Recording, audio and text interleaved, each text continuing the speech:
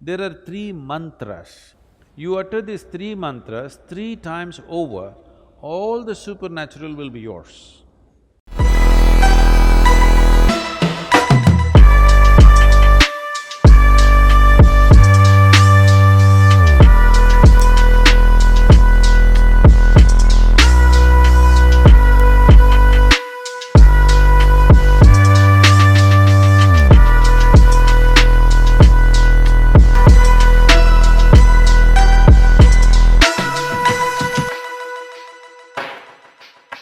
Many things in life seem to be romantic and magical. Right now, the flowers are blossoming in the jasmine plant out there. Such nice fragrance, looks magical, romantic. But there is a science and technology as to how to make it happen. Yes or no? One who knows what the plant needs and does the right thing, only he will have maximum flower and maximum fragrance, isn't it? Yes? So if you want flowers in your garden, what do? Flower, flower, flower, flower meditation.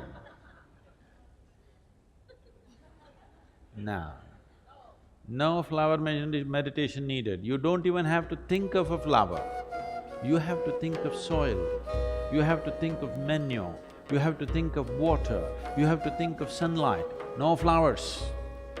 If you handle these things right, flowers will happen.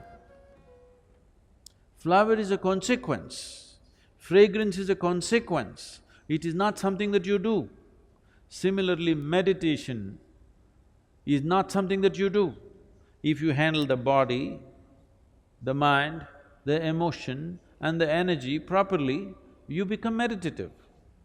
If you try to meditate, you will go crazy. I must tell you one story. Once upon a time,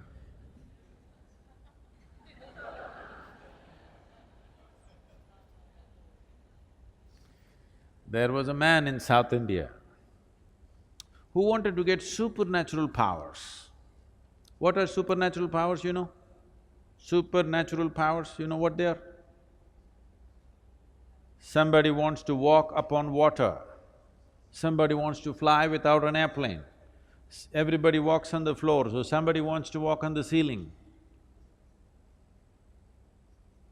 Essentially, circus, they want to do something that nobody can do. So the man wants supernatural powers. He went from guru to guru. So many gurus he saw. Everybody said no.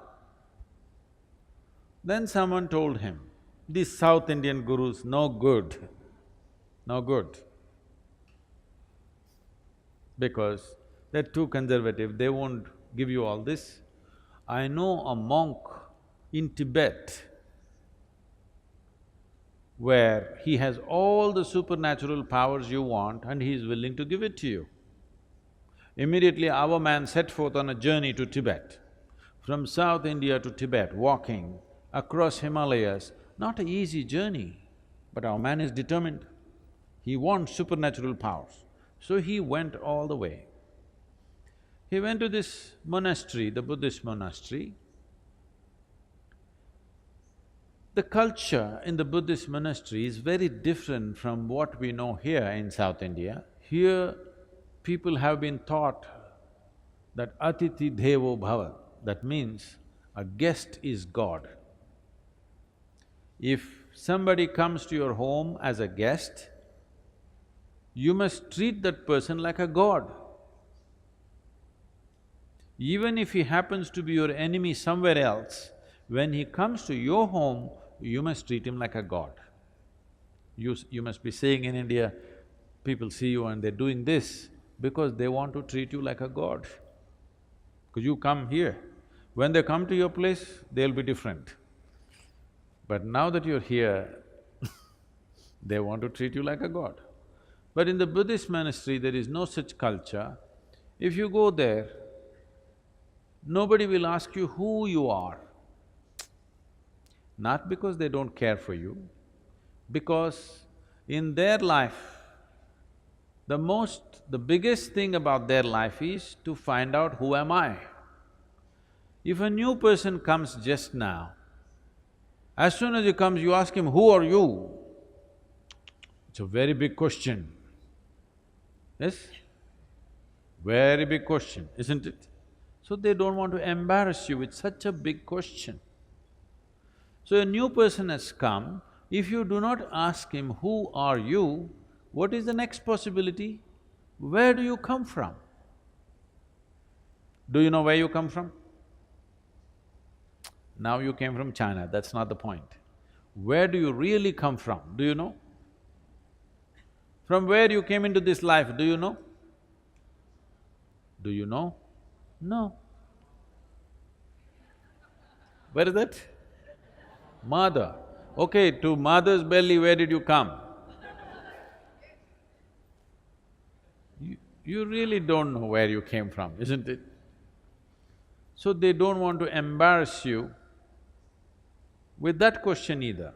A new person has arrived, you don't ask him who you are or where you come from, not much room for conversation, so they don't talk to you. Lunch means there is a bell. If you want, you can go and eat. If you don't eat, nobody will force you because fasting is an important part of Buddhist life.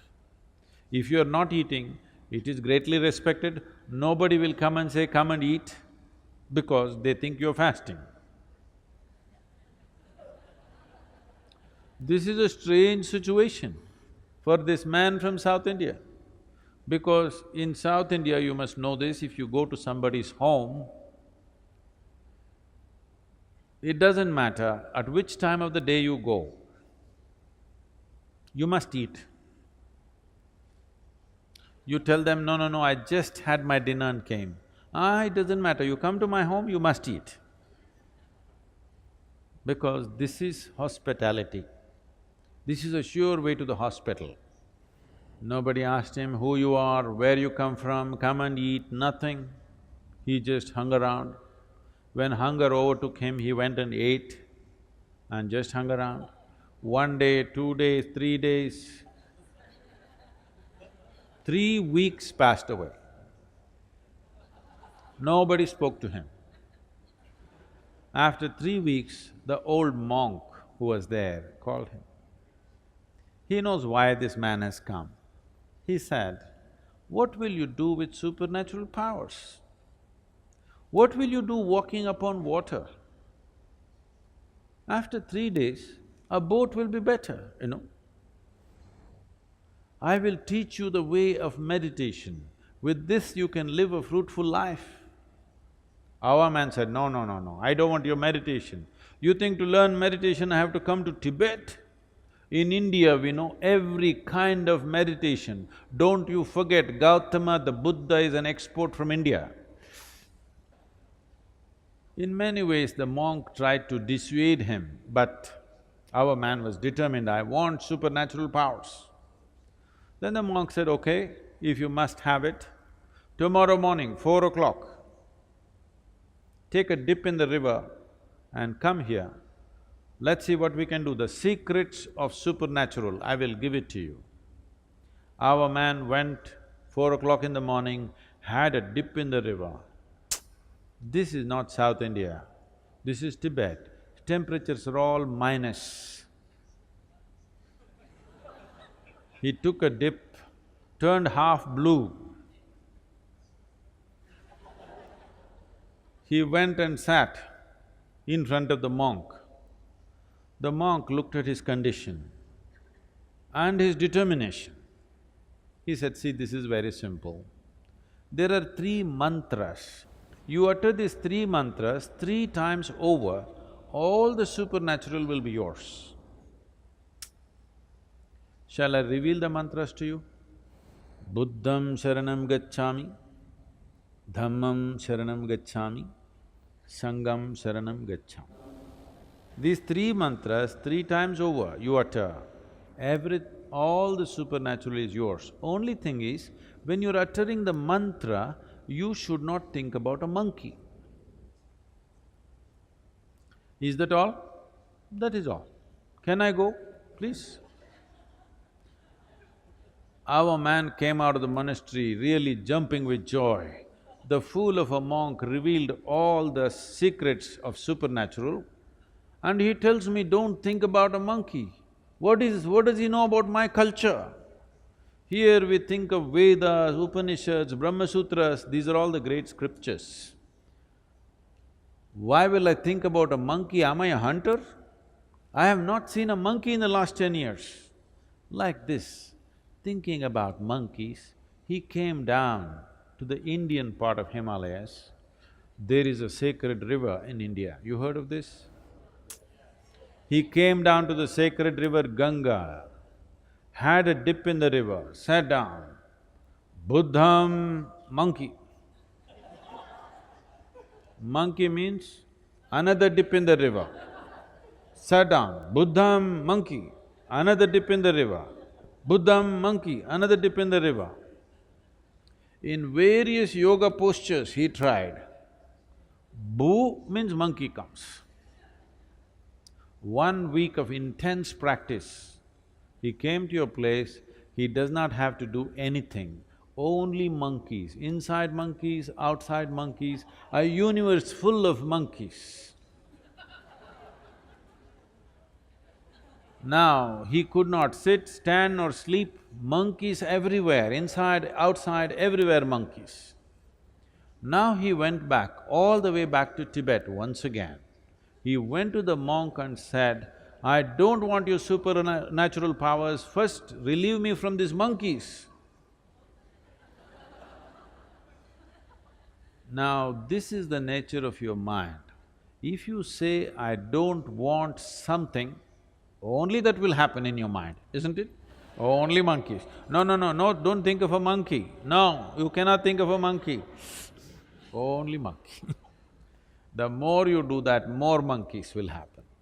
Or what I'm saying is, without understanding the fundamental nature of the mind, if you try to do something head-on with it, you will go crazy. So many things that you think you want to forget, you will never forget. Things that you want to remember, you always forget, isn't it?